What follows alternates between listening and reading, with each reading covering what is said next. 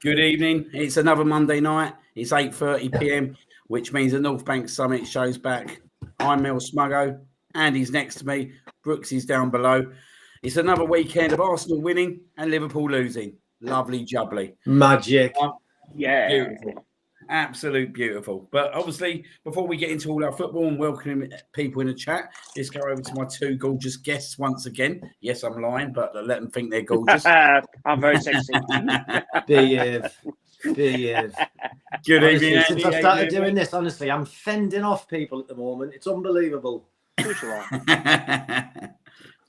I bet it's a busy old time Valentine's Day around your house, isn't it? Oh, honestly, the postman must be sick as a I'm dog. glad I'm not your poster. Yeah, that's it, mate. Oh, honestly, you'd have the biggest backache ever. All end cards coming in. How you doing, mate? Maybe not.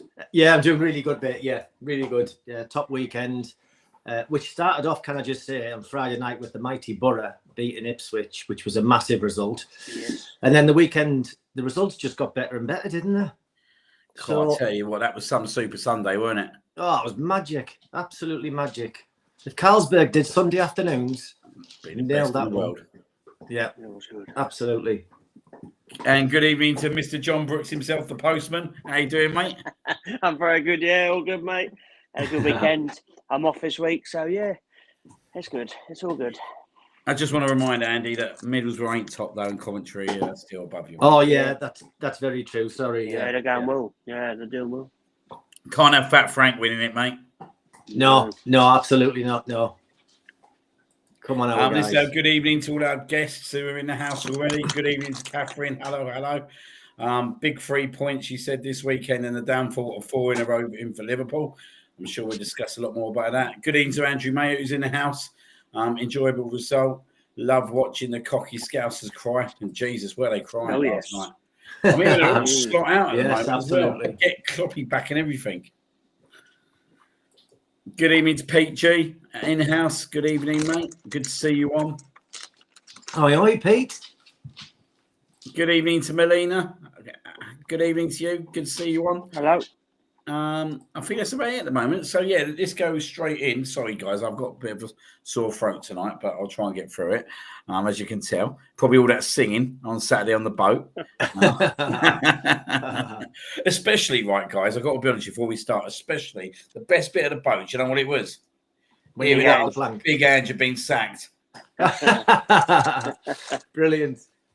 Absolute brilliance. You can imagine the old cheer up Postecoglou songs. They all started coming out. I'll tell you what, right? They didn't stop.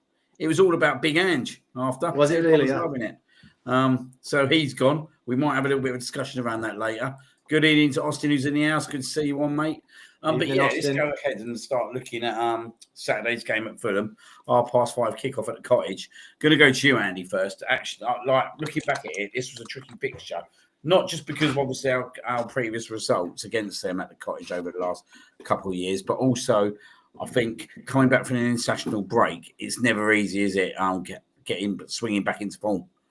Yeah, absolutely. And if you look at the players that played for us, I think every single one of them's performed probably twice during that break as well. So, they'll be quite leggy going into the game. And I don't know about you guys, but I felt as though, especially first half, we just looked leggy. There was no zip, there was no spark as such, and that can sometimes happen off the back of an international weekend. But it has to be said, phenomenal for the players to come back, get through that match, get the 3 points. It just goes down to their character. I think they've clearly got this kind of winning mentality, and they're not prepared to give it up for anybody. And I think it bodes well for us. Yeah, despite it being a poor performance, cracking result. Yeah, exactly. Going over to you, John. Any surprises in the lineup for you on Saturday?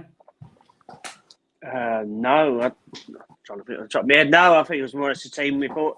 It looks like Trossard's his go-to man at the moment with the injuries at the moment. So yeah, no, I think the team more or less picked at the moment.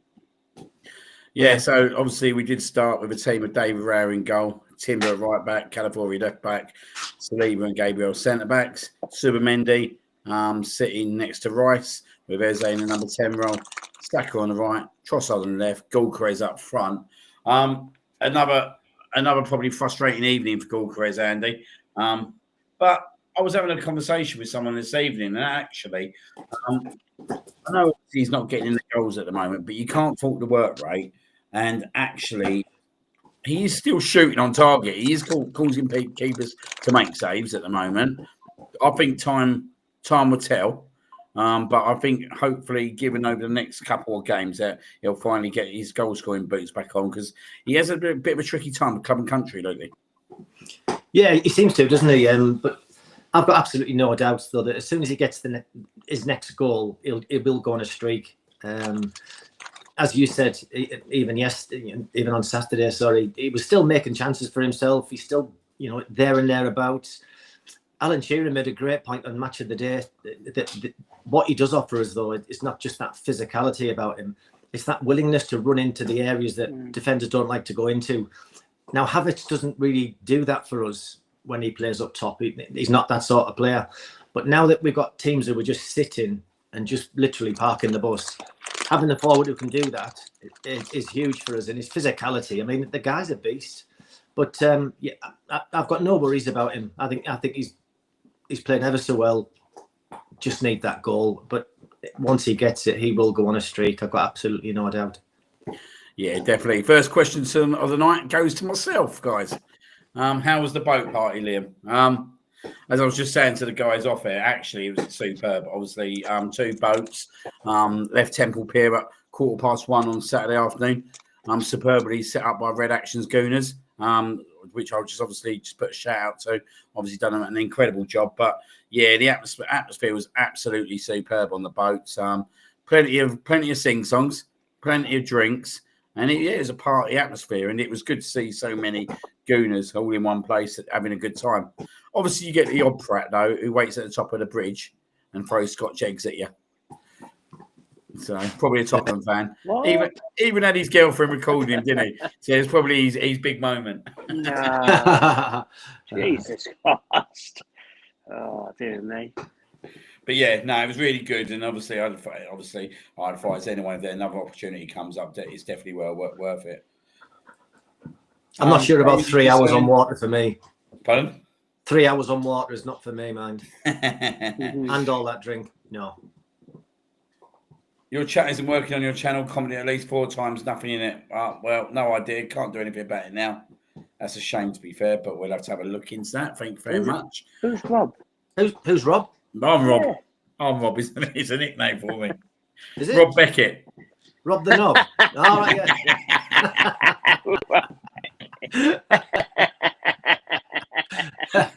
There's your first chuckle of the evening, guys.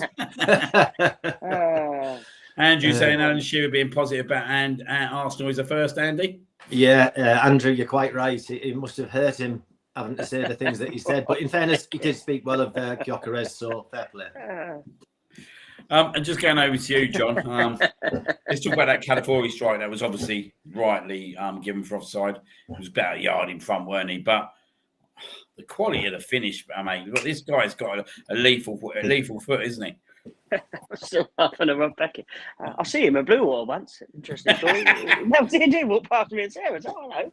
But yeah, no. I said to Sarah earlier, she's watching a programme at the moment. It's got some bird in it. And I said, oh, she looks like Calafiori.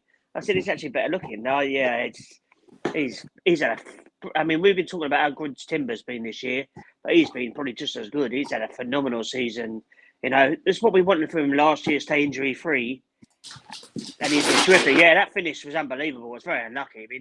I mean, like his Man City goal, he does seem to take the shot straight on the volley. And yeah, he's got a very sweet right foot. He's got two good feet, hasn't he? He's got two great feet. He's a glorious specimen, isn't he? He just pops up, doesn't he? He's just always up there. He loves to get involved. He's very chaotic, but in a good way. Yeah. And I don't know if he can stay fit. Yeah, he's an important part of why we keep keeping clean sheets and winning games. Yeah, he's been terrific. Absolutely. Good evening to Atadaishi. Good to see you on, yo. Alex, good evening. Saying evening all. Good to see you on as well. Obviously, as I say, guys, get your questions in tonight. Any questions that come up, we will answer them. We really enjoyed that last week. So any questions you have got, feel free to whack them in the chat. Rosie's saying she's still carrying on the Beckett. If you shut your eyes, Liam is pure off.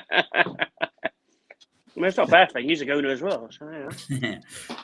So going to go at you, Andy.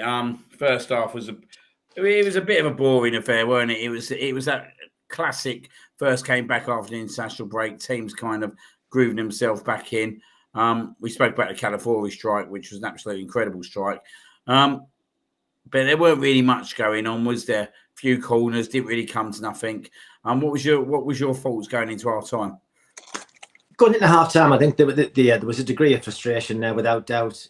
I couldn't see us getting beat in the game at all. I just couldn't see Fulham getting through us, I'll be honest. So it was all about what we could do in the second half. And I think for me, the one big disappointing aspect of the game at the weekend was that, and I know we're expecting a lot because he's only come to the club, but they're the games that we want Eze to show that little bit of brilliance, that little bit of something else that can just turn a game on its head. And at the moment, it's not really happening for him. Now, do you know what though? He's now realising what it's like to play week in, week out when you just got a body of people in front of you. At Palace, people weren't parking buses for them. But he's now realises now with the systems that everybody plays against us, it's a much more difficult ask. It's going to be a huge learning curve for him. But ultimately, we paid a lot of money for him for them moments, and at present, it's just not quite there. And like I say, it might just be that it's early days at the moment, and he's still finding his feet with the formations and how we play. But and yeah, they're the games I was expecting a little bit more from him certainly. Yeah, definitely. Just going to say good evening to Frank. Good to see you on. Evening, Frank. Best Gooners squad. No more injuries, please. 100%. Good evening to Neil, who's in the house. Good evening, mate. Good to see you on. Rosie's got a question. It's not about English football, it's about Scottish football. Question for the panel. I missed the Celtic scores for the men and women this weekend. Can you let Lord Batson know where they are? Thanks, gents. Absolutely no shame, Rosie, with her one victory this year for Rangers. No shame whatsoever. Yeah, they couldn't even beat Dundee United, by the way. Dundee United should have beaten them. Oh, yeah, all the Tangerines. Yeah, Dundee clubs had a pretty good weekend, didn't they? They did, yeah. It's a first. It definitely is a first. Yeah. Weird and outrageous question. I'm going to put this one to you, Andy, even though I ain't ready yet. Oh, great. Alex, weird and outrageous question. After 300 games, who is better, Arteta or Arsene? Oh, that's a stupid question. I mean, come on. Do you know what? It's an interesting one. I mean, Arsene Wenger's ultimately to us Gooners is almost godlike. But what Arteta's done for this club in the short time, well, relatively short time, was it 5 years? What he's done to this club in that space of time, when you think of where we were, I mean, we were kind of rock bottom. We were full of people with bad attitudes. Everything was wrong about the club. There was no connect between the fans and the players. So for a rookie manager to come in and literally transform the whole club and to put us where we are now, you know, could Wenger have done that in that space of time? Who knows? But you know what? I think the most important thing is we have got right now a manager that is just phenomenal. I think it's quite an interesting debate you've kind of put there, Andy. When you think about it, because when you look at it, obviously Arsene did have the luxury to taking over the famous back four, David Seaman. He had a top striker in Ian Wright. What he probably didn't have at the time, which he worked on very quickly, was that centre midfield, wasn't it, with Patrick Vieira? And then he got Emmanuel Petit in the following season.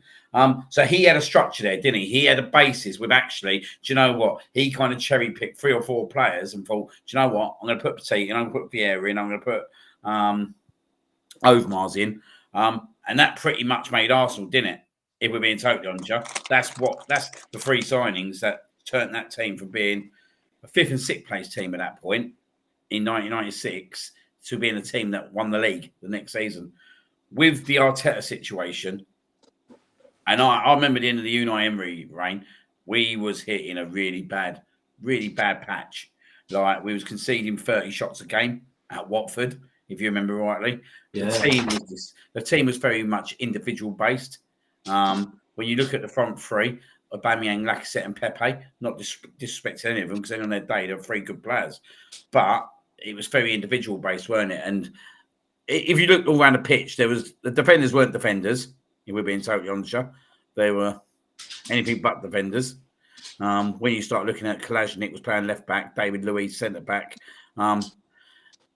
There was no structure, was there, to that team? So I think actually, when you start looking at what Arteta had to come into, he had to manage the Ozil situation straight away.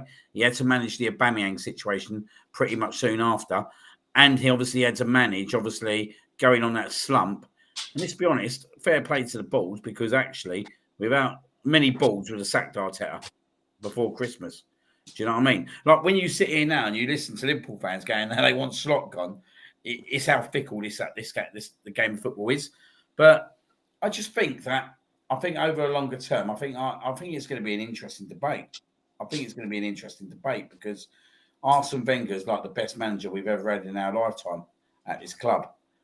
What he achieved with the Invincibles and all that, but he did struggle a bit in his latter years, and when he was given money as well, he seemed to struggle a little bit more. So I think what Arteta's done, and especially as Andy said, being a rookie manager and where he is today, I think it's an incredible achievement in a lot of ways that I think sometimes gets overridden because actually the need of success is so high, and finishing second in the last 3 years. And if I'm being honest, this is the big piece where he fast-tracked us in 2002, because let's be honest, in 2022-23 season, we didn't expect to be in a title race at the start of the season. We didn't expect to be competing for the title. And I think that those 2 years, let's put him on a pedestal. And the problem is now, he either goes one way or the other now. He either wins the Premier League and the Champions League, or whatever he has to win out of them two. Because if he doesn't, then actually he's probably a victim, isn't he, John, of his success, of how quickly he turned that team around in that 2022 season. Yeah, he needs to win the league. I mean, to even be considered in the same breath as Arsene Wenger, he's got to win a title. I mean, Wenger won a double in his second season. Well, first proper season, really. So, yeah, no, he has to win the league. You know, I know he's done very well, but yeah, trophies speak for themselves. You know, we can't keep finishing second. He has to win the league this year, and the way it's going, it looks like it's going to happen. But yeah, people, you know, there's so much pressure on us. It's just ridiculous. We're just treated differently to everyone else. Arteta's got to do this. Arteta's got to do that. Oh, Gyökeres hasn't done this. Gyökeres hasn't done that. Florian Wirtz has done nothing. Absolutely nothing. And no one says anything. Isak can't do shit all. No one says shit all. You know, even Cunha at Man United, but he scored yet, done nothing. You know, but no one says nothing. But Arsenal, it's a completely different level. You know, and that's the pressure that Arteta's gone. And, you know, you have to give him huge credit because he knows the pressure's on him all the time. But 99% of the time, he's carried himself impeccably. He hasn't really snapped. But he knows the pressure's on. And so far, he's nice and calm. Like, I look at the season, Andy, and look, I look at our Liverpool game. That was a game where I felt that he should have gone for it. That's the game that really pisses me off. And it did piss us off. He's probably looking at it now that actually watching other teams thinking, do you know what, I did approach that wrong. I'm sure he does think that. The Man City game, look, if we don't concede the first goal, I think we win that game quite comfortably. I think we gave Man City a reason to defend, and they defended. But I think the true test of character was that actually we did turn it around and got a point out of a game that actually, when you look at it right now, gives us a 3-point margin, which is still a big thing. But I look at this team, Andy, and I just look at the fixture list, and I think at the moment we got an incredible squad of players and an incredible bench. And we still got 4 to 5 top players still to come back from injury. I find it really, really difficult, right? When you've got a competitive squad like this, where you're going into training each week. Not saying that you'd have played at that kind of level, but if you've got a squad of players that are gunning for something, and the squad's really strong, surely the training sessions are much more intimidating in terms of the fire in the belly and all that, which actually brings out the best of people. But surely this is why we're seeing it on the pitch now, that actually everyone wants to be in his starting 11, and you're looking at players on the bench and you're thinking, actually, most of these players could start for this club. Like, I was looking at it the other day, you got Mikel Merino, scored 2 goals in it for Spain again the other week, last week, on the bench. Do you know what I mean? Mascara plays superbly well. Probably didn't deserve to be dropped in a lot of ways, but obviously we got William Saliba on the bench. Like, and when you start thinking that you've got Havertz coming back, you've got the likes of Jesus will be coming back into fitness, Madueke. There's no reason now, is there? There's no reason why this club and this team cannot win the league from this position. None whatsoever.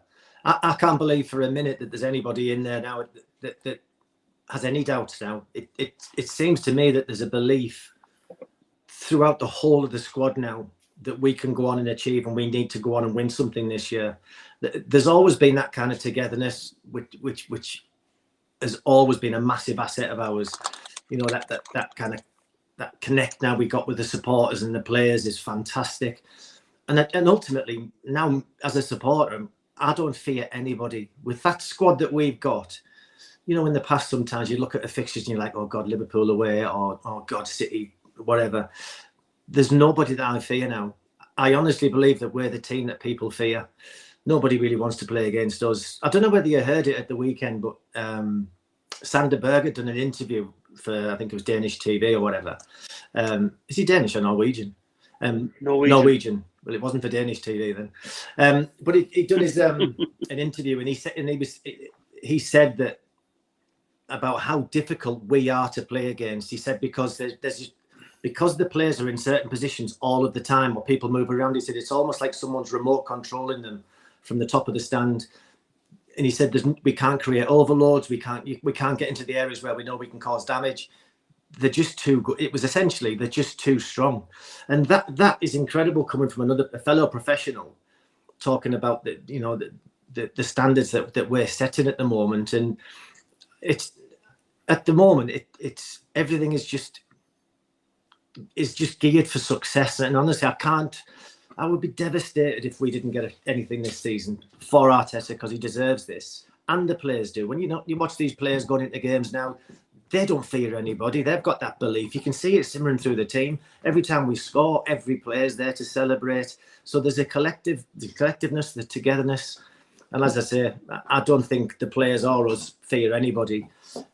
And as for training's class when it's like that, because everything's at top standard. Everybody's on it, because if you're not playing, you want to be showing people, you know, what your ability is. I'm knocking at the door. I want to be the next one to be chosen. So it must be an awesome place to be right now. Yeah, definitely. I think like you said, the club's geared for it. I think Arteta's comfortable in terms of what he's got now, in terms of the strength for the squad. Before I go on just a little bit, I just want to go on to JS's comment and Saka. Saka, I thought on Saturday is literally, he is, and this is what I was saying to someone last week. Like, as long as we can keep Saka fit, especially with Madueke out, I think this is the key piece. I really, really do, because I think when Saka got injured last year, if you look at when Saka got injured last year, was when the downfall started. Do you know what I mean? Because he got injured at Palace, and we was firing on all cylinders at that point. But this guy is just something else. Like, he uses the club through and through, because he knows the club. He's gone through the club through how it ends. But I just think it's his temperament and the level of his performance as well. And I don't think that we're seeing nowhere near to the level of what he could achieve this season. I've got big expectations if this guy can stay fit this season, that I think he could end up being, and I'm not saying he'll get the same kind of goal distribution as him, but I think he'll end up being that Salah player that could drive us through to the title, just like Salah did with last year. Andy, yeah. What's your thoughts on Saka? Because, look, he's had his injuries. Arteta does need to manage his minutes, I think, quite wisely. So, look, if the game's done tomorrow for whatever reason at 2-0, 60 minutes gone, I'm expecting him to come off the pitch because I think he needs to be protected. What's your kind of thoughts on him, and how do we protect him at the moment? Yeah, you're quite right in relation to, especially because it's a hamstring injury. He'll definitely need some sort of protection. But I think what we're seeing now is, with the games that he's got under his belt now, the England games as well, it's actually helped him with his sharpness. And you can see when he's fully match fit and firing, he's almost untouchable. And I'm the same as you. I think that his contribution come the end of the season could be crucial between us actually winning the title or not.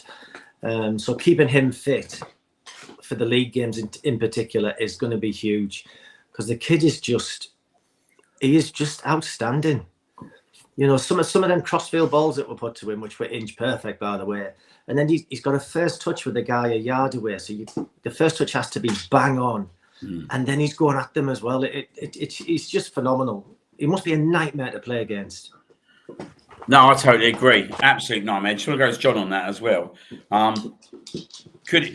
Can he push himself to be that best player in the league this season? Can he be that player? Well, I think he's almost there now, to be honest. I mean, he was incredible Saturday night. I mean, first half, as the first half got longer, carried on, he was growing more and more into the game and getting more, doing what he's doing. The second half, he was superb. He was the best player in the pitch by an absolute mile. I know defensively we were excellent, but every time he got the ball, he was just driving forward. Just some of those little dribbles. He was superb. And with the Gyökeres as well, it's good to see actually that he's making the runs and people are now finding him.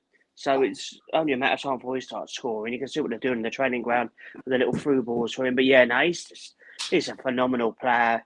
And as I said, the only worry, of course, is the injuries. I mean, like Saturday night at Fulham and Sessegnon, I don't know how he didn't get booked. I mean, he fouled him about 7 times. And Atletico Madrid, they're quite tough and they'll have a few nibbles at him.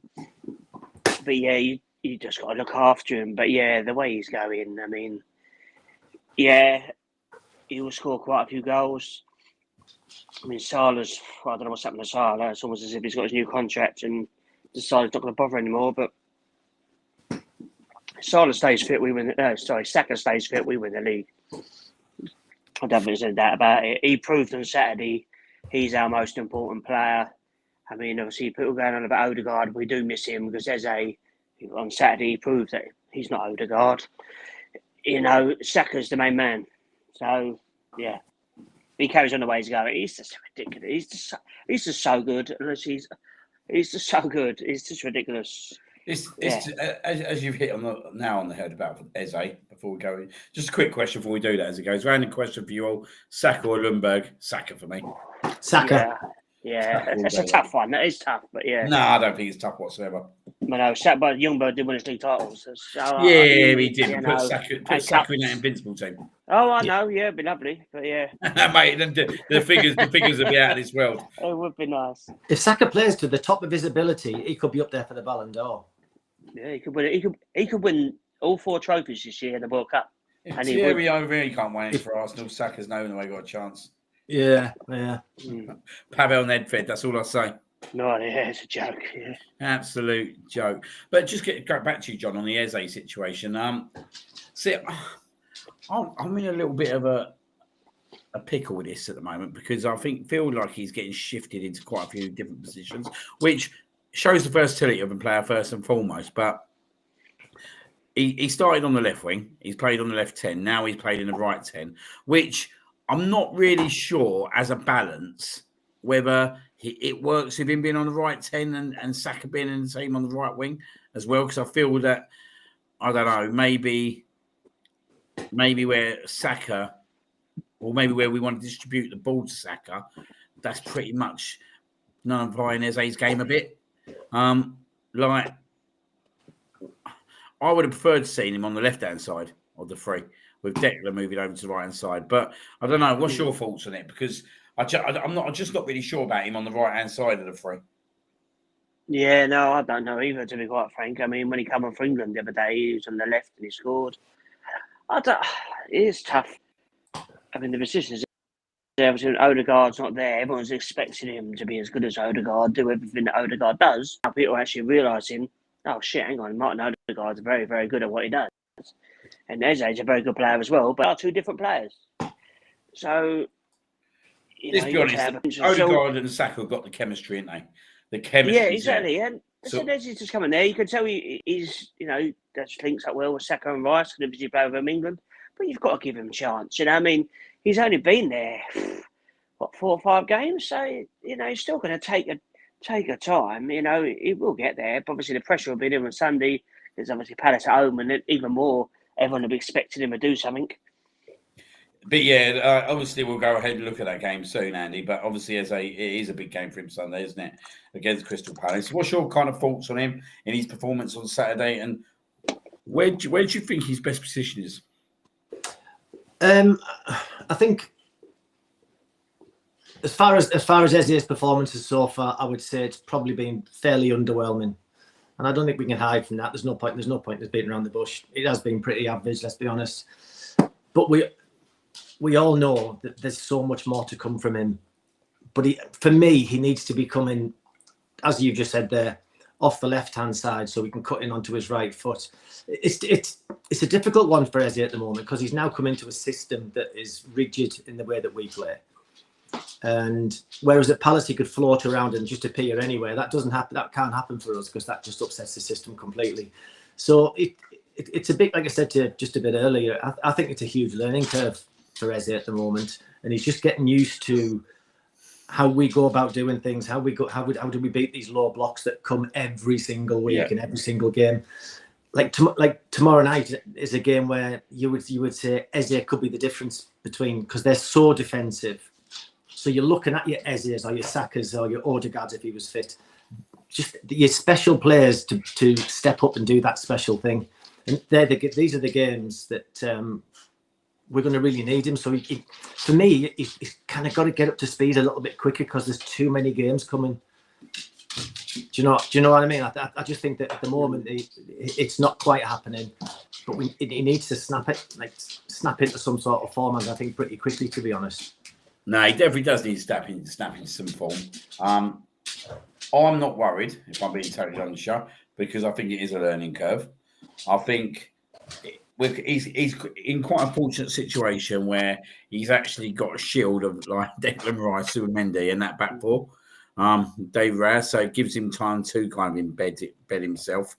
But like you said, I think the key attribute and the key wording here is it's the way teams set up against us, the low blocks, and he's not used to that because he'll be used to teams feeling that they can go and beat Palace, which is no disrespect for them because actually a lot of teams don't beat Crystal Palace, but it was because he was able to pull the strings and do what he did, where now he's actually looking at a team where he's having to play in front of like a back eight probably at times. Now, I thought he'd be good at number 10 here. Not saying he can't be good at number 10, but I think he's got to be on the left-hand side, my personal opinion. But I would love to see him get a connection with Saka, because actually if he got a connection with Saka, that'd be absolutely lethal in games. I'm starting to think that maybe the left wing is probably maybe the key position for him, maybe this season, and maybe that's where he'll end up being embedded once Odegaard returns, because actually, as I think I said it before, I see him a little bit like Perez, where he'll cut back in, do you know what I mean? And he's got that ability to have that strike. He's got ability to do that kind of stuff. And maybe there's a little bit more... Fury bombing up and down as well. Exactly. To come in video. And there's a lot of scrutiny in terms of actually at the moment, and probably a lot more pressure on him that he's being put in that Odegaard role, and we're expecting him to then just come out with numbers. And let's be honest, even Odegaard was struggling for numbers at the moment within that role, because I think it's such a rigid role, and it's a role that actually you've got to obviously be able to kind of do what you do. I don't know. I just think that longer notice, his position will be on the left-hand side of that three on the wing, and I think that's where he'll obviously achieve good stuff this season. And I think he was proving that in the first couple of games. Like you look at that first goal he set up for Gyökeres against, was it Nottingham Forest? Nottingham Forest. Yeah. That is a prime example of what he can do. And I think as well that will help Gyökeres more, getting that distribution on the left. The problem with Trossard is at times he needs too many touches. His crossing, by the way, I mean, I know he scored the other day. Brilliant. I'm not going to lie, I was slagging him off. I mean, lovely, he couldn't really miss, but his crossing is so bad. Honestly, every time I got the ball, just get crossing it to the keeper's arms. It's just that's what I get annoyed at him.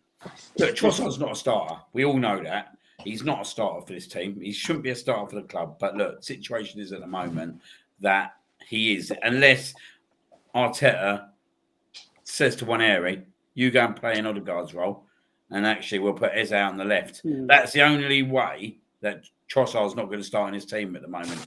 I'm hoping the goal does him good.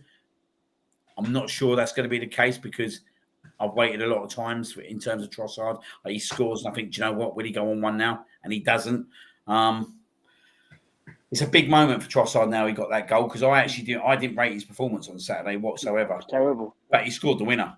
He was in the right place at the right time. He did score, but for me, he needs to do a lot more. The sooner we can get Odegaard back, the better, because actually I think then we have our complete team. But yeah, again, I'm going to go to you, Andy, on this first. We got a really key period coming up after the international break. You look at these fixtures and you think Crystal Palace at home, I think it's going to be tricky. I think they're a good side. Do you know what I mean? It's not a gimme. It's not a guaranteed 3 points. They took a point from us last season at the Emirates. So we've got to be on top form, haven't we? And we've got to go in there motivated to win that game. Then you look at if we win that game, you look at Sunderland and Burnley, and no disrespect to Sunderland or Burnley, we should be going there comfortably, expecting to take 6 points out of 6. So you get into the international break then again, and you actually won all your fixtures. You come out the other side, and then you start thinking, do you know what? Havertz is close to coming back into the team. Odegaard's close to come back into the team. And then you look at the run. And that's the run where I think will determine if we win the league this year. Chelsea away, Bayern Munich at home, followed by Tottenham at home.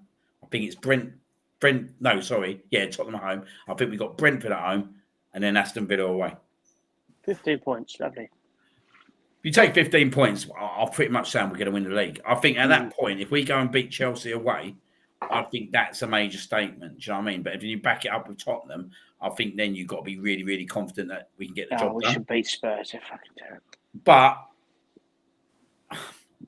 it's key now, isn't it? Like you look at the fixtures coming up for both Liverpool and Man City. They've both got to play each other before the international break. So one of them teams aren't going to drop points again. So if we won every game between now to the international break, actually, we'd be at least 6 points. Should be 6 points ahead of one of them teams. Yeah, ideally. Yeah, it's always one of them things. It's like a little loophole we can fall into when we start looking at the fixtures that are coming up. Because ultimately, all they're thinking about right now is tomorrow night. That's all they're bothered about, and that's the process that he's brought into place. The second that game's finished, eyes on the weekend now, eyes on Palace, and it's literally just get past this next one, win, move on. The biggest thing now is going to be, we've got the victory over Fulham, where we've had a tough time the last 2 years, as you quite rightly said. Palace got a point last year, so we need to beat them. So that's 2 points better than where we were last year. These are the games that are crucial to us, because I've got no doubt in the big games, I think we're all right, But it's when these lesser teams come up against us sometimes, and they've got nothing to lose. They'll go and sit in there and have the occasional break and what have you. But I think Arteta's covered all angles when it comes to that, and I really believe that we can just go on that run. Yeah. In fact, I'd go so far as to say I'd actually be disappointed if we didn't. At this moment in time, we're improving. That back four's unbelievable.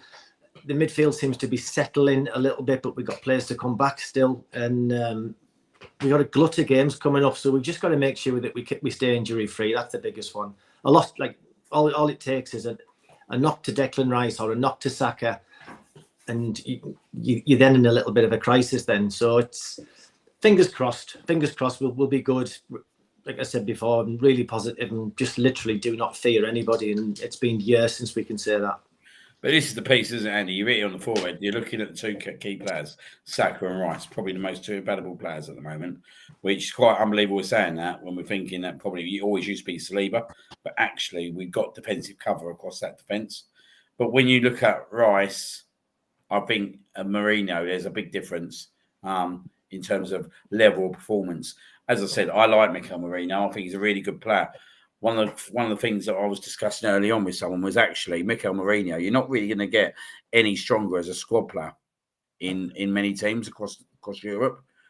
But if we're being honest, there still is a big difference from Declan Rice not being in the team to not being in the team.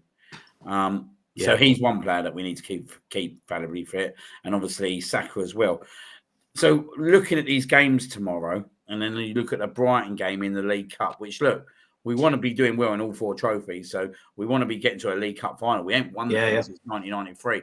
I'm very much in the bag that let's get the first trophy out of the way. Let's get it into the club. Do you know what I mean? We got the squad to compete for the League Cup. Look, I don't think the picture's bad, Brighton, but they're a very good side, and we've lost them previously in the League Cup at home. Yes. These are the games now where I don't want to be seeing Saka and Rice playing unless there's something going on last 20 minutes and we're not winning them games. Yeah, it's a bit of a catch-22, isn't it? Because, yes, ideally we don't really want to see them playing, and we hope the ones coming in can do it. But by the same token, do we want them there because we need that trophy? I think there's a big trophy hunt going on this year. I don't think they're looking at just maybe 1 or 2. I think that they'll be being quite greedy about it. Let's go for the lot. Let's start it off, like you said, with the League Cup. Maybe make a few tweaks, but I think ultimately he seems to be staying pretty strong with his team selections than making wholesale changes like he's done in the past in the Cups and things. Let's be honest, winning the League Cup breaks the confidence barrier, don't it? In terms of actually, we've seen that over the line. We've got a trophy into the club. Not only is it a taste of success then to go on and win the league, but also it's that rod that's off the back, isn't it? It's that rod that actually you haven't won anything since the COVID FA Cup. And we have to be honest, it's been tainted, that FA Cup, because it was the COVID season. Whether that's right or wrong, that's for people to agree or disagree. But getting that first trophy in, I think, is really, really important for the confidence of the team. So I think the League Cup's a really, really important trophy for us this year. John, what do you think? Yeah, no, I definitely agree. I've said this for ages now. People are like, don't worry about the Carabao Cup. A trophy's a trophy. Like I said, we're desperate to win one, let's be honest. You see no disrespect to some of the teams that won trophies all across Europe last season. And when Palace won it, I was not jealous, but I was like, I want it to be us. I want to win a cup. I mean, I don't care if it's a Carabao Cup. Win that one, the players get a taste of it. How excited the fan base will then be? Because they want to be just chomping at the bit. Just one big push to get the next big thing. Oh, yeah, I think it's a no-brainer. I mean, Brighton will be tough because they're a good side, and you do wonder how many changes you'll make. But like I said, we have got the squad. But yeah, no, this is a great opportunity. You look at some of the other ties. There's a couple of all Premier League ones. I can't think off the top of my head who, but I know there's a couple of half-decent games. So if we do get through, we've got a good chance of getting through all the way. But yeah, no, definitely, I want to win everything. Yeah, let's be greedy. Absolutely. Well, look at Pep Guardiola. He won it 4 years in a row. If it's good enough for Pep Guardiola, it should be good enough for any Arsenal fan. Absolutely. You know what I mean? I don't like this where it's just a League Cup. I don't really care about it. I don't really like it. I can't agree with that. I think it's the perfect platform now. Silverware. Yeah, to take us to the next step. Just going to go on to one of Andrew's comments, 2 of them as it goes. Not sure I totally agree with that, mate. Saka and Raya are the only guaranteed starters. I think everyone's got. Ooh. I think there's the whole team? What? And just competition. Out the whole team? No. Wow. I would say I think Gabriel's 100% a definite starter. I would say there's 10 guaranteed starters, and the only one that isn't is the left wing.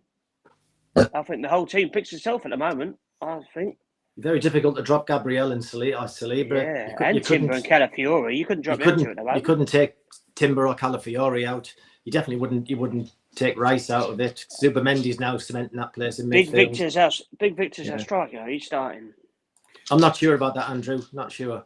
Noni playing on the left, which is actually a good point. Do you see Noni playing on the left, Andy? Yeah, I do. Yeah. He did it briefly for us actually when I think was it his first game he came on and he was down that side. He will cause mayhem no matter where he plays. And him and Saka can rotate as well. Do you know what? Absolutely, because Saka's proved in the past that he can switch wings and do the job on the side. We've got a versatile team. You think there's so many players that can play all across the pitch. Yeah, and I think him coming back's massive for us because we need that left-hand side to have the chemistry that the right-hand side's got. Because at the moment, in fits and starts, that left side is kind of all right. But when you've got a Trossard playing there, and this is no disrespect to Trossard, he'll never be a Saka. And I'm not saying Madueke would be a Saka, but he'll be a much better option. And he's got that electric pace. Yeah. And his pace is frightening. In fact, he surprised me with how fast he actually is. Yeah, I didn't realise. It causes mayhem. He's got no fear. If he goes and takes somebody on and it doesn't work out, it doesn't get him down. He just goes back and does it again. So when he comes back, I do think that he'll probably go left side. Be interesting, won't it be, between him and Eze? Good choice, though, isn't it? Good choice. Massive, huge choice. Imagine trying to set up against that. You got Madueke coming flying at you, then all of a sudden it's the switch rings. You got Saka coming at you, and then maybe towards the end they chuck Eze out there. Imagine being the right back. You'd be devastated. Honestly, you'd be on that boat right back there, drinking.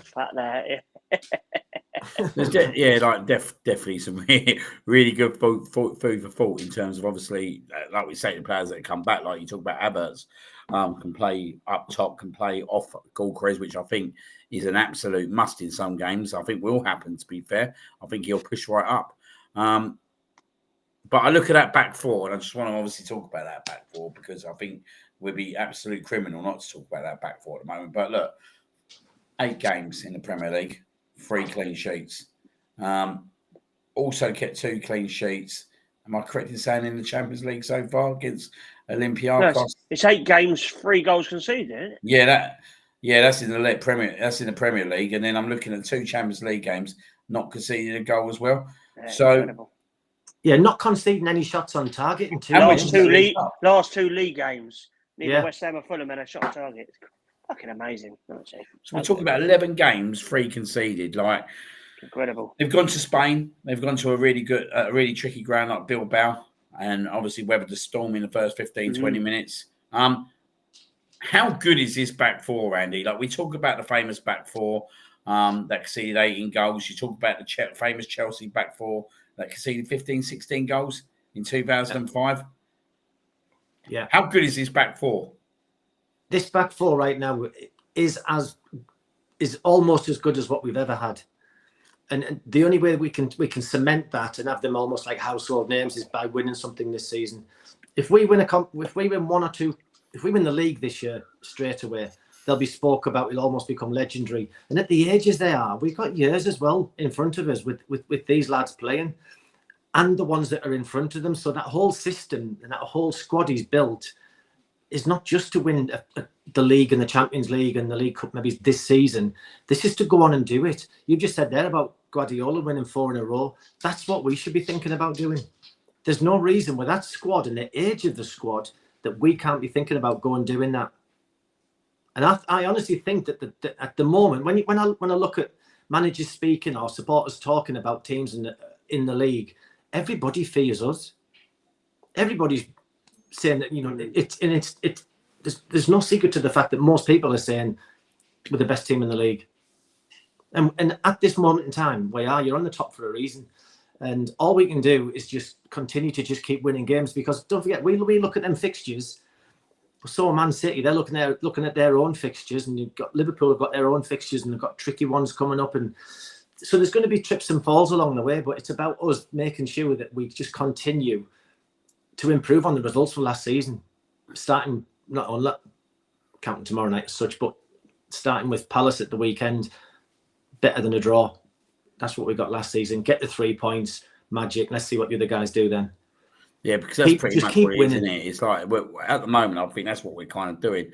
Looking at the games like the Newcastle away, change that result, 3 points. Fulham, we've changed that result, 3 points. Get the win against Palace, hopefully, and then obviously West Ham at home as well. We changed that one as well. West Ham, absolutely. Yeah, West Ham at home. So there you are. So there's big points already on the board that we didn't have last season, and I don't think that right now we're anywhere near the top of our game yet. But we've just got so much belief in the squad and in the system and how we play that we will just go and beat teams. If it can't be an open play, we'll do it through set pieces, whatever. But we've got kind of weapons all over the pitch now. It's Yeah, it's phenomenal, man. Charles, just saying competition, watch a little bit, please. What is wrong with Liverpool when the whole league is able to score against them? Why can't this Arsenal team? As I said earlier on, I just feel that we set up wrong against them. I think Arteta's got to take that one on the chin. Too early in the season, really, if you think about it, really. Come at the wrong time. I think we went there too respectful, if I'm being totally honest. I think there was a statement to be made that day and we didn't take it. But I think we're quite fortunate now. When you think about, isn't it, John, that actually we gone to Man City and Liverpool and not won, but somehow sitting 3 points on top of the league. Imagine saying that at the start of the season, like we're going to play Man City and Liverpool, we're going to take out 1 point out of them 2 games, but after 8 games we'll sit top of the league. It's quite amazing, really, isn't it? Yeah, clear at the top as well.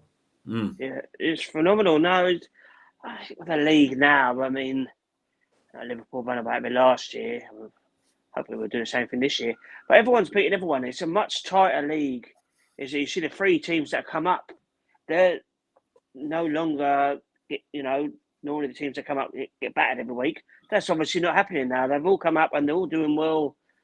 There's so many decent teams at a similar sort of standard. You think like, if you take Arsenal, Liverpool, Man City, you say the 3 best teams. Then you get your Newcastles, your Villas, your Spurs, your Man United, your Bournemouth, your Palaces, all at the same sort of level. So they're all going to be taking points of each other and beating each other and taking points of, they can take points of us, Liverpool or City as well. So we've got to keep on it. But yeah, I mean, Liverpool's a funny one, they really have. But we've said this, they've been very lucky. I mean, you think Burnley, when they scored like the 94th minute and there's no one, is there? Beat us with a world-class free kick. He hasn't done it since, is he? And it's definitely papered over the cracks. I mean, Salah, I said it earlier, I don't know what's happened to him. Honestly, watching the game yesterday, that chance he had, he put him wide. He never normally does that. I don't know if his ex-signing has really annoyed him or what, but yeah, it's a great chance for us this year. There really is. I mean, do we feel there was too much change at Liverpool at one go? Possibly, but if we've signed a load of players, I mean, they signed a lot of attackers, and we've signed quite a few as well. Yeah, I don't know. I think the difference is we signed Eze, Madwaki, and Gyökeres, and they signed Wirtz, Isak, and Tiki. It's the same sort of thing. So I don't know. I don't know. I agree and disagree. I think when you start looking at the players that we brought, they're actually Premier League proven players that will know how to settle into league quite quickly. I think the problem with Liverpool is as well, like we've kept our structure of our back 4. The way they treated Trent Arnold was a bit disgraceful, really, considering what he'd done for them and the trophies he put into their cabinets. But whether they like it or not, he was a big player for them. He was a big player for them. Yeah, okay, he's not the great defensively, but what he was, right, he could put an assist in left, right, centre, and he was an absolute threat. And he could score a set piece, put a set piece in. That Perkins is nothing special. Yeah, I think they've tried to change too much, right? But they've tried to change it with, I don't think, the right strategy of signings. And I'll go back to that. Actually, you're playing a massive risky game when you buy 2 big strikers and try and embed them into one team. Now, obviously, we know the Jota situation falls down with them, sadly, and then probably it was probably never needed. It was never the case for them to go and buy 2 strikers. But obviously, with him passing, they felt they had to go out and buy 2 strikers. But I think they've got it wrong here. I think they've got it totally wrong. I think these signings really torpedoed. Yeah, they should have brought one in. Or if you're going to bring someone else in, you buy someone in of a different mould. But they basically brought these 2 guys in. And you can't be telling me, if you're one of them strikers that are not starting, you're sitting there thinking, wait a minute, I'll come and join this club for 89 million. I can't get in the team. There's no way that Ekitike signed and he had no idea they were signing Isak. They wouldn't have said nothing. I don't know. But there's no way he would have gone there if they said, oh, hang on, well, we're going to get him as well, because he wouldn't have gone there because he started off really well. If you remember the first couple of games, he scored a few goals. He looked really lively, and since Isak's come in, mate, he just I mean, he come on and looked quite lively yesterday. But yeah, you're telling me he's not that kind of gone down well. Just got a question for you from Rosie. Question for Brooksy. Go on. Sorry, I'm married. No, isn't that Well, one? no. Was it difficult starring in the ITV drama Mr. Bates versus the Post Office? I have no idea what that means. I'm going to have to Google that one for sure after. I know about the scandal, yeah. I presume you didn't think I'm looking at the old bloke that was in it, but I don't know. What's your because thoughts, the bloke Andy, that on was the in it, Liverpool John, was situation? beautiful as well. He was gorgeous. No, he was an old man. I think that's what she's getting at. Yeah, that's Yeah, what I she's know trying the to say, bloke, mate. yeah. You let yourself think that one anyway. Yeah. What's your thoughts on the Liverpool situation, Andy? Yeah, it's just, for me, it's a bit of a mess. Why? I mean, we've talked about Isak and Ekitike. I mean, briefly on that one, as John mentioned there, Ekitike started the season off like flying. Then all of a sudden, Isak's come in, completely stifled Ekitike now. In so much as that the bloke sat on the bench, he was Liverpool's best player at the start of the season. And then there's also like, we have to play him because we paid £150 million. That's it. And it's not, the balance of the side is all out. They brought Kirkes in at left back. I still think right now that I'd have Andy Robertson over Kirkes. I just think he's a bit wild. He's a bit of a liability for me. Whereas Robertson's a big steady Eddie, but he knows the system. He gets up and down. He knows and then the you league. look at Salah. Salah is just like a lost soul at the moment because he's lost Trent. Them two down that side could tear teams apart. It was almost like Odegaard and Saka. They had that relationship. They knew what each other were doing. They knew where they were moving. Now Trent's gone. Salah is just an absolute shell. Honestly, I can't believe I'm watching him. If I was a Liverpool fan, I'd be devastated and I'd be fuming with his performances right now. But the whole balance of the team just seems a bit all over the place. It almost felt a bit Real Madrid-y in the summer because they just go and sign big players, spend loads of money, buy them in, bring them in, without any real thought as to why. Like, why would you bring in Isak and Ekitike? I just can't get my head around it. Two big players, and I think there's only so long before Ekitike starts getting pissed off because he shouldn't be sat on the bench. He shouldn't be sat on the bench anywhere. He should be playing. But Isak's obviously got the nod now, but Isak's not fit yet. He's not flying, but it's all a mess. He don't look happy at all, he just looks a completely different player. But he's had a tough start. Kanate's been a bit all over the place, which is then not the knock-on effect is it affects Van Dijk because he looked sluggish yesterday. Yeah, so it's a mess. It's a mess, and it's great. And long may it continue. Get in. Let's talk the manager quickly because obviously he had a great first season. He took over that team, which obviously was superbly set up by Jurgen Klopp, if we're being totally on the show. But he did take them to the title. He's still got to produce that. But he's totally got off the rails. And I'm trying to work out in my head, right?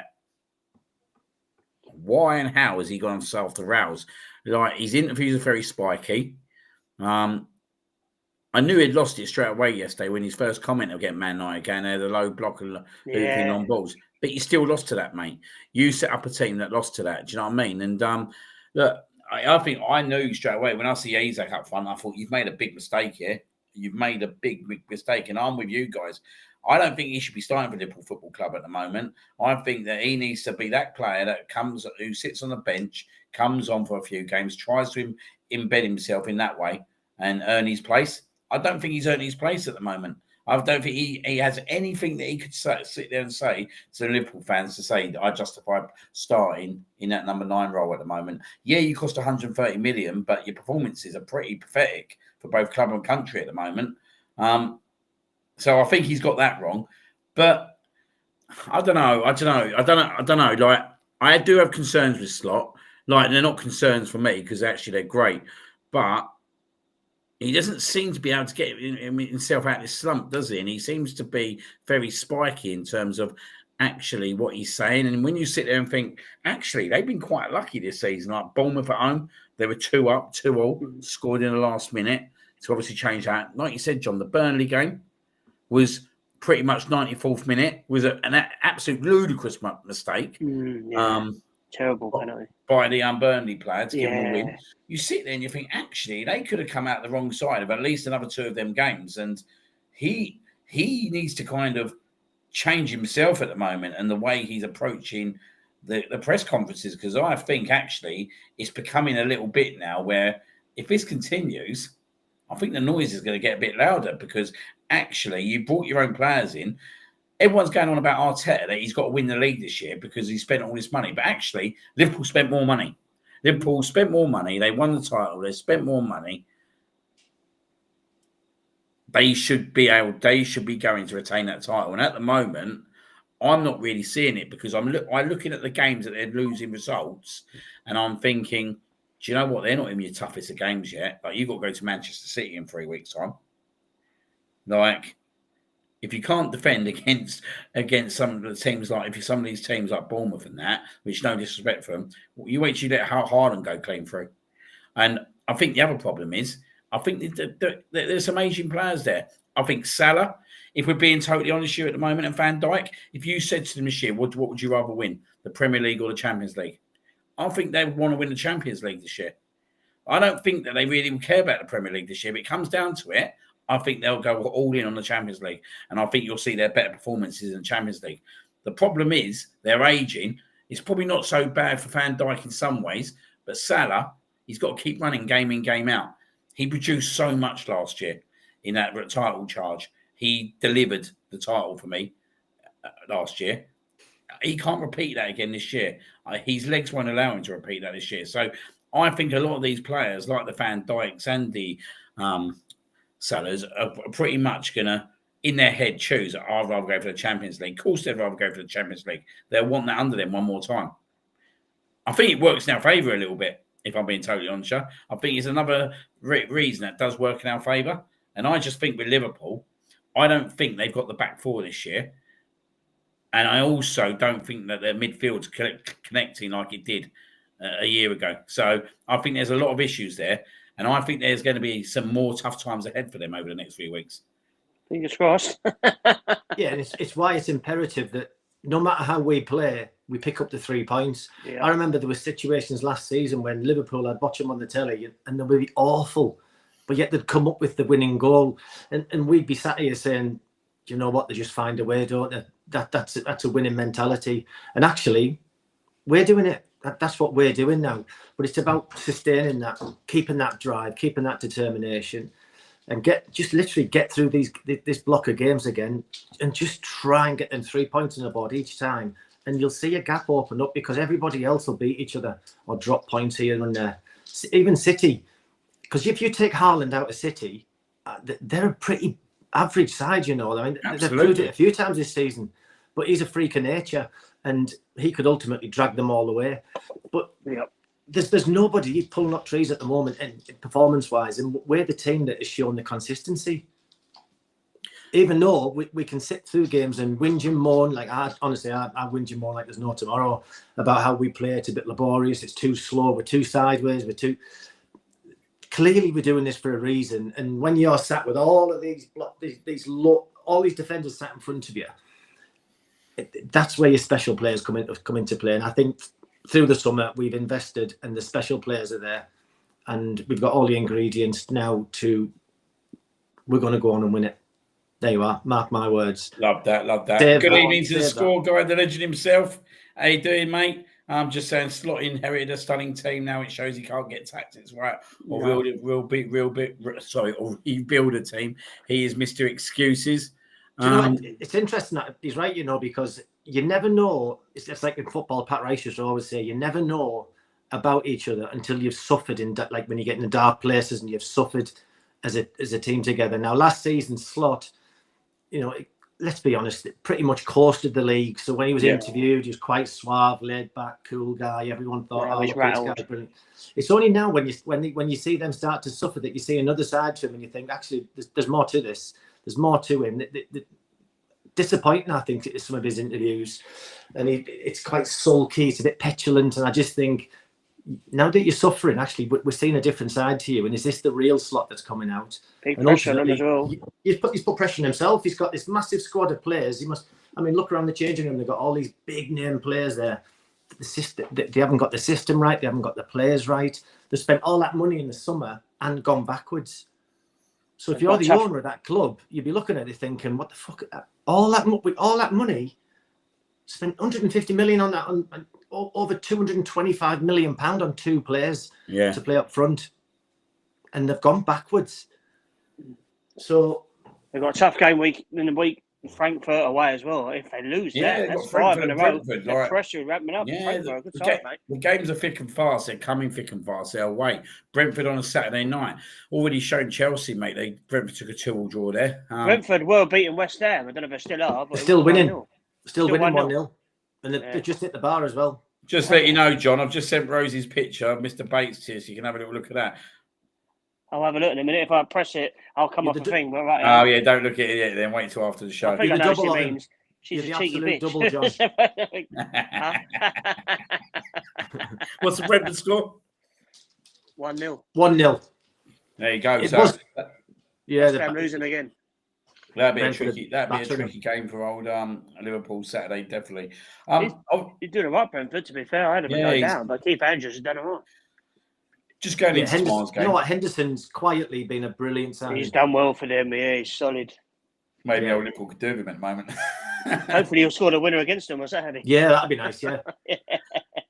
Just looking ahead to tomorrow, then we look ahead to Saturday quickly. Obviously, big game in the Champions League. I'm not expecting many changes, if I'm being totally honest. I reckon there might be one or two at the most. What are you expecting, John? Many changes tomorrow night, or do you think we'll go with this? I'd be surprised if he made many, because obviously they're a good side. You know, I think did they draw with Liverpool this year in the Champions League 2-2? No, they lost in the end, didn't they? That was a last-minute goal as well. Yeah, there you go. So, yeah, no, I'm not expecting. The only one I could possibly see is Martinelli for Trossard if you want a bit more pace on the counter attack, because Atletico Madrid will sit back. But I'd be surprised if he made any others. I can't see him making any changes to the back four. Possibly, if he did put Eze on the wing, Marino could come in. Again, I'd be surprised. But then Marino has been scoring. So I don't know. But no, I'm not expecting many. 1 or 2 at the most. But yeah, like I said, Atletico Madrid a good side. So I think it's a good shout out. I think Mikel Marino might come in tomorrow night, if I'm being totally honest. I could see it. I don't want to see it, but I've got this feeling tomorrow night that Mikel Marino will start in front of Eze potentially. And I think Martinelli will be the other one. That's what I'm expecting. I think Martinelli, Champions League night under lights, bit of pace against the Spanish team. I think it makes total sense. Keep Trossard fresh for Sunday. And I think Eze will come on tomorrow night. I think we'll start with a pretty structured centre midfield. What's your thoughts, Andy? Yeah, I think you're right. I can't see any major surprises when the lineup's called out at all. Personally, I would play Martinelli in front of Trossard. I just think Martinelli, you know, as we all know, I've been his biggest critic at times, but ultimately, of late, he's been scoring goals when he's had the opportunities. So he's been kind of held back at a time when he's probably pushing more for a place to start, because he's looked really sharp this season, and his pace is frightening and his work rate is frightening. So he could potentially come in, but yeah, I can't see many changes. And let's not forget, Atletico Madrid they're a good side. You know, they've got Griezmann, Alvarez coming at you. You know, we'll have our work cut out, but again, it's a game I think I'm expecting to win. Yeah, I think so. Just look at an interesting one for score guy, yeah. I'm just saying, Rice Sumbeni one away from one match.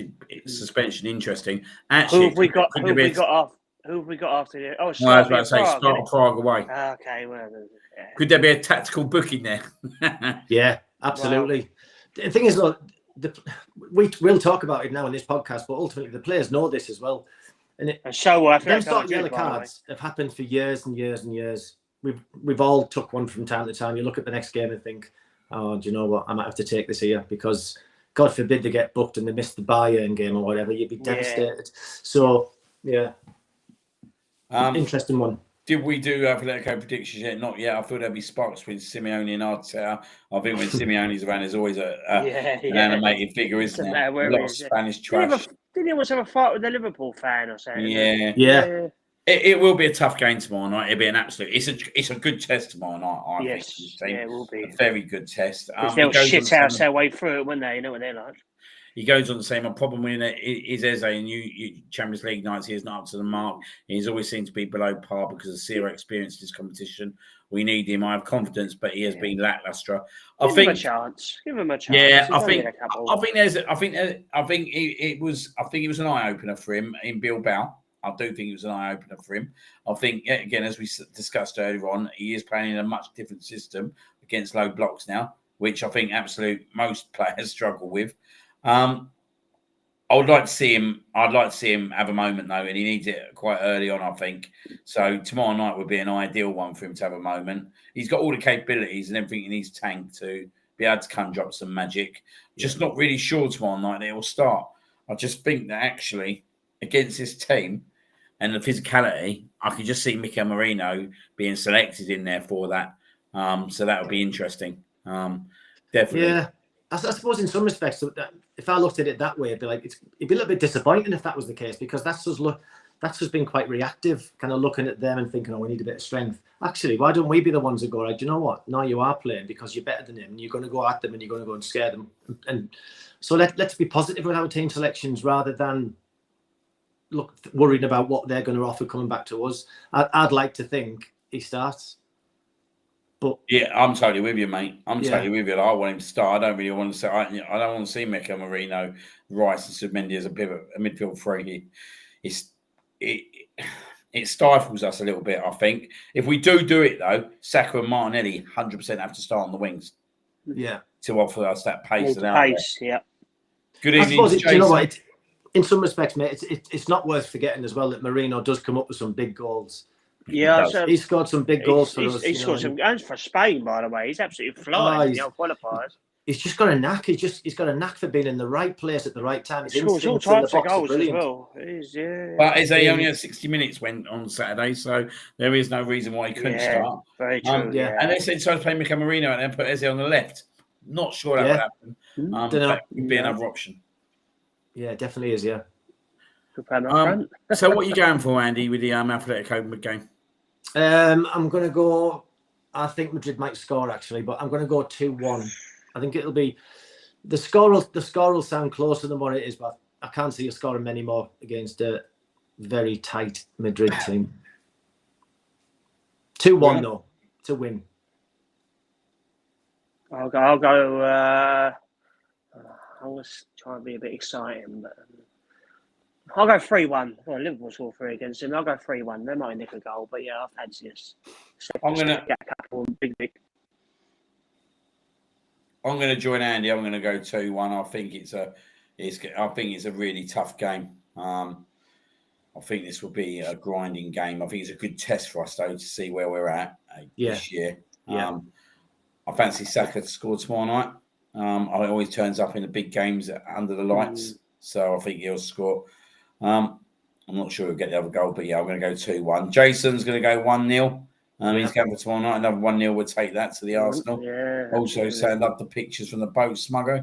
There were some good pictures. Don't encourage him, Jason. There were some good pictures. Andy saying Spanish players can play in many positions. It's natural for them. They are brilliantly technically. Couldn't agree more. Rosie, yet again, is predicted another Arsenal defeat. 3-0 South Atletico. Come on, Rosie. It'll come one day for you, Rosie. It'll come one day for you. It's like when she does it. It's getting to the point. It's like when she does it for England. It's like 1 in 8 games or something like that. Margaret, good evening to you. Good to see you on. She's going for 2-1. I think Rosie might be still in that boat. You were on Saturday. Yeah, go on, Andrew. Good boy. Pink G's going 2-0. So let's move on to Sunday. Big, obviously, London derby. North versus South. Another one. Yeah, another one. Many of them. Obviously, we got the FA Cup and the Community Shield champions coming into town, so I'm sure we'll hear all about that Sunday. We'll definitely be in a pub with them all. Yeah, you will. Any concerns? Andy's gone for 2-2. No. Good evening, Anthony, mate. Sorry, mate. I've seen you in the chat. I was being rude probably, but yeah, good to see you on, mate. Charles has gone for a 0-0. Both goalkeepers will be busy. I tell you what, I wouldn't rule out a 0-0 tomorrow. I'll be absolutely pissed off. I wouldn't rule it out. They're right up if it's 0-0. First game of the season. So yeah, Sunday. Any concerns, Andy? No, not really. I mean, yeah, we know Palace have the job that manager's done there. He's done a phenomenal job and turned them into a really, really good side. But no, I've got no real figures. I think we'll beat them. I'd like to think we'll beat them comfortable as well. I could see a 3-0 coming up. Palace have hit a bit of a blip themselves, though, haven't they, of late? They've kind of lost a couple now and dropped points. Well, and great comeback Saturday, but they still dropped points essentially. So no, I think we'll be okay. I think we'll be too strong.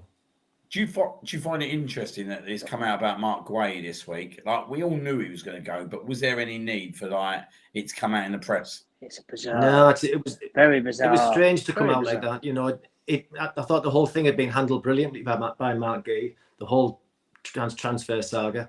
So yeah, I was surprised to see that come out.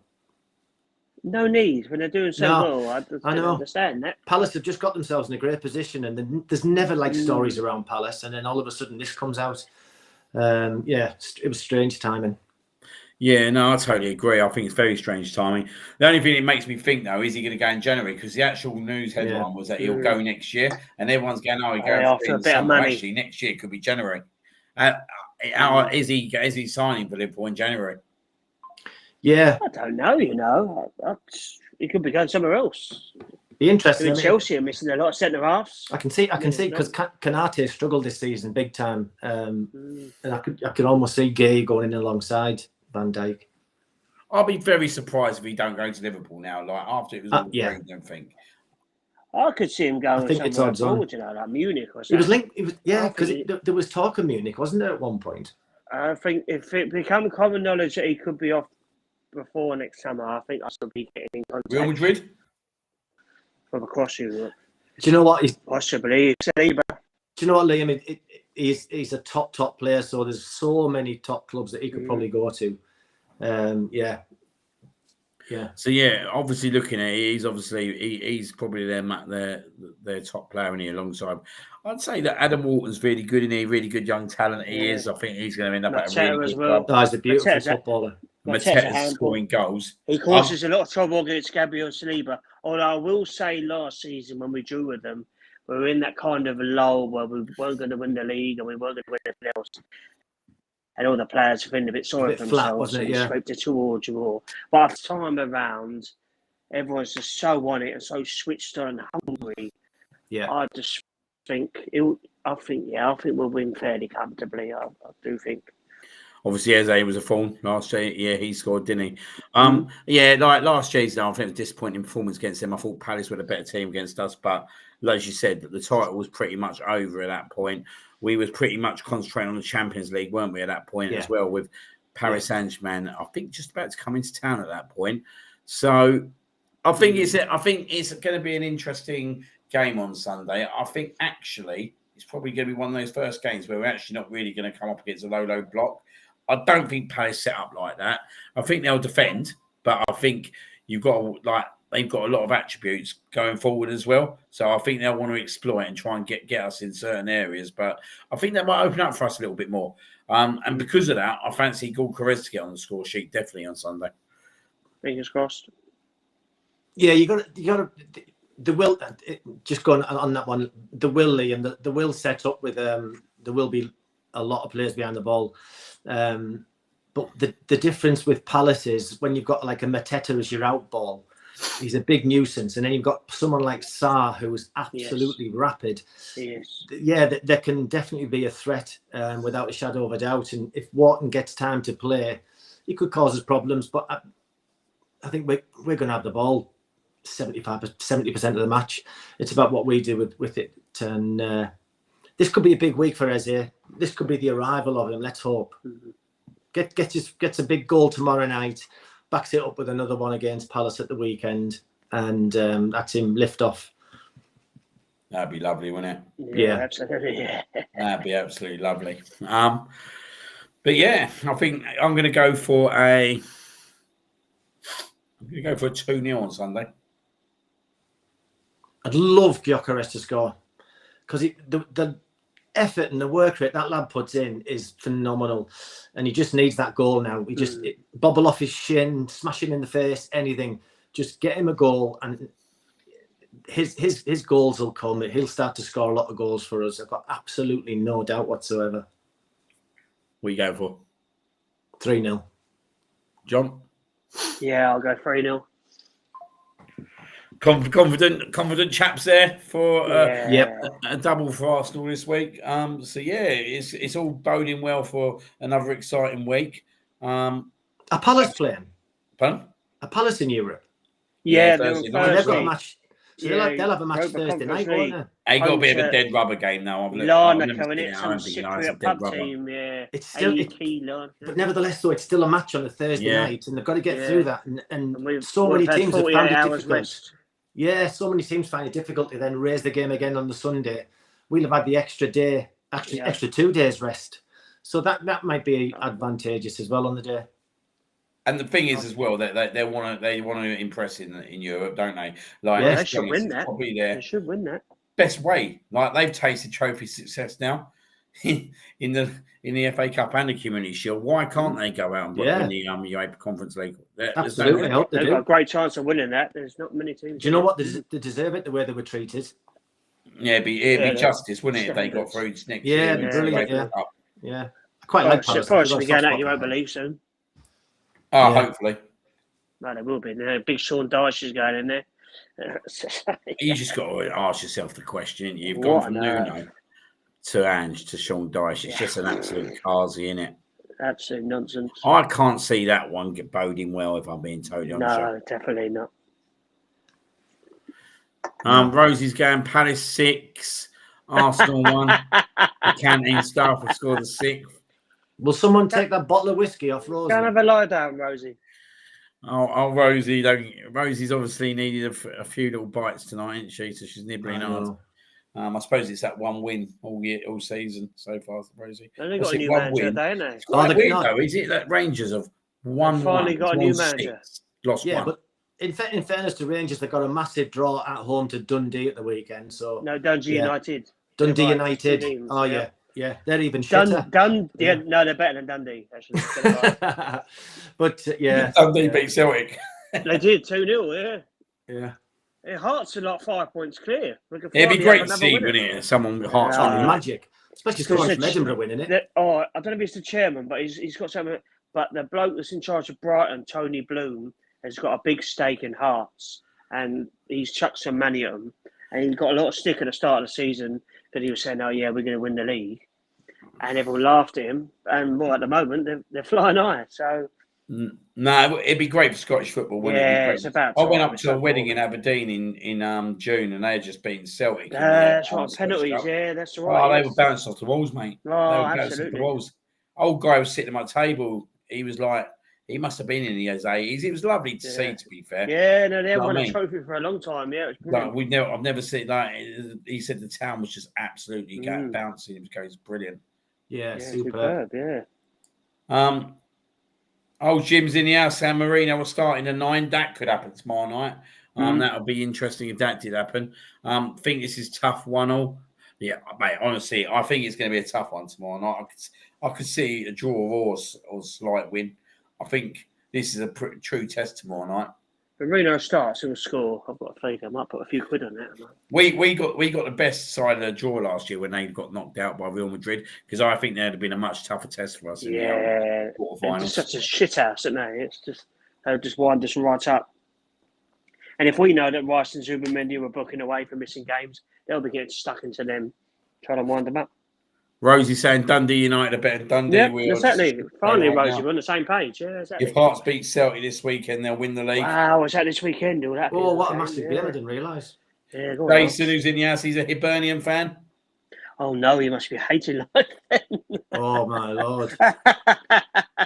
Life ain't great for you, Jason. Mind you, I must say about Hibs, they have one of the best songs. Sunshine and Leith. Sunshine and Leith. Yeah. If you ever get any video footage of their fans singing that, I have. It kind of brings tears to your eyes. It's class. See, look, we even covered a Scottish game. There you go. We'll cover it all, mate. We cover it all, mate. We cover it all. Not multinational. Right, on to the German Don't come here and give me your Irish terms. I know absolutely nothing. Anyway, I think we'll wrap it up. That's another edition of North Bank Summit completed with these two gorgeous chaps. Oof. We will be back next week for another edition where we'll look back at the Arsenal Atletico game and look back to the Crystal Palace game, and hopefully we'll be celebrating 2 wins out of 2. And we'll be looking ahead to Brighton in the Carabao Cup and then away to Burnley. So the games are coming thick and fast, and because they're coming thick and fast, there's a lot more for us to talk about. Get in. Absolutely. So yeah, just want to say thank you, Andy, for coming on again tonight, mate. Oh, no problem. I've really enjoyed it. Rambling about absolutely rubbish again. That's what we do I'm best. The master. Yeah, I'm the master of talking shit. Oh, mate. You have 2 others. And Mr. Brooksy, I'll see you tomorrow night for a few beverages. I've just seen Copey's said he'll be in. Yes, he'll be at the famous Cock by 5 o'clock. Yes, that's right. Yeah, I'll hopefully should be up there by about 4 o'clock. Oh, you might be there at the same time as me then. Oh, lovely. Yeah. Oh, some early Smuggle and Brooksy drinks. What can go wrong? Oh, you lucky lads. Go on there. Yeah, lucky lads. Yeah. You enjoy it, boys. We're looking forward to the day much. you come down, mate. Oh, get down. I'd love to come down, honestly. Well, if we can get some tickets sorted, I'd love to come down and have a drink with you guys. Club legend like you, mate. They need to be throwing the tickets at you. Do you know what? I used to get them all the time off the club, but for whatever reason, they've stopped doing it now. Well, probably because they're doing quite well. The club the club have always been really good. In fairness, they've been class, but tickets now are on 9 impossible to get hold of. We'll do our best for you, mate. Oh, nice one. Did West Ham lose in the end? It's still 1-0, and we're in the last minute of stoppage time. And in fairness, Brentford should have scored about 4. West Ham are shit, aren't they? They're absolute crap. I'm so glad we beat them. Finally. They need to. Yeah, I hope they get relegated. Well, like I said earlier, the 3 promoted teams that come up are doing all right, mate. West Ham should be very worried. I think Wolves are going down, definitely. I can't see. When you come up as a promoted team and you buy Granit Xhaka, you know you're going to do that. That's a top player coming in. That's the game that Sunderland done well know. there. That game at the Stadium of Light will be interesting because their crowd, their players, they'll be right up for it. So 5:30 kickoff that game as well. Is it? Oh, is raucous. it? It'll be, mate, that's going to be an atmosphere. Actually, it'll be awesome. Yeah. He'll have a score, get sent off. That'll be good money on that. I think I've got some. Yeah, he'll do something. He'll 5 under the lights of Sunderland. Oh, what can go wrong? Yeah. 2-0 Brentford. That's why it's on the telly. 2-0. 2-0 just scored. Not a great night for West Ham then. Newell might get relegated after 2 games. Yeah, big defeat that is. They were home, weren't they? Keith Andrews, mate. Yeah. They were at home. Yeah, fair play, Keith Andrews, mate. He's doing a good job. Yeah. Anyway, on that note, we're out of here. We'll see you next week. Up the Arsenal. See you later. Come on, you gooners.